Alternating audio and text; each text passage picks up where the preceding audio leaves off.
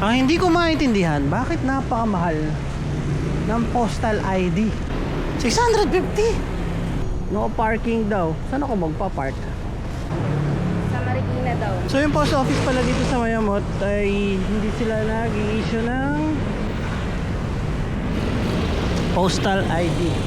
Kailangan kasi ng valid ID ni Mrs. Dahil nagpalit siya ng apelido. Right, we are here at Marikina dahil sabi nung madam na nasa Mayamot ay dito daw pwedeng kumuha ng postal ID. Tanong na lang natin.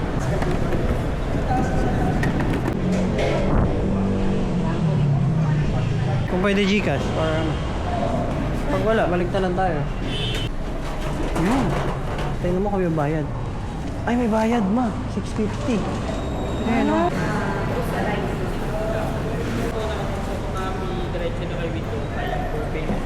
Right, hanap muna tayo ng ATM.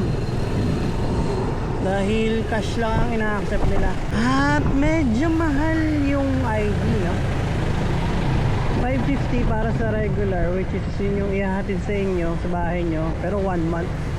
Tapos 650 para sa rush. Yung rush naman ay 5 days. 5 days mga tama, no? Oo, 5 days, 650. After 5 days, makukuha mo dun sa, sa office. Top light dito 150. Halos 2 minuto lang po. Alright, we are back. So, kompleto na yung requirements. Nakapagpa-xerox na ng ID. valid ID, barangay ID. Kung kasal ka is marriage certificate. Tapos, if not, birth certificate. Kailangan din yun.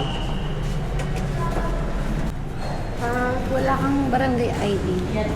Barangay clearance. Barangay clearance. Okay. Ito pala ang kanilang requirements. Meron dito. Uy! Nice. Ayun, doon yung motor. Kitang kita.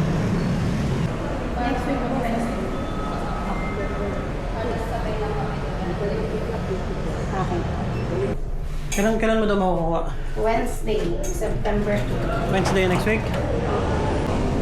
Kain tayo sa palengke. Doon sa Kanin, tanghalian. Kasalo-halo.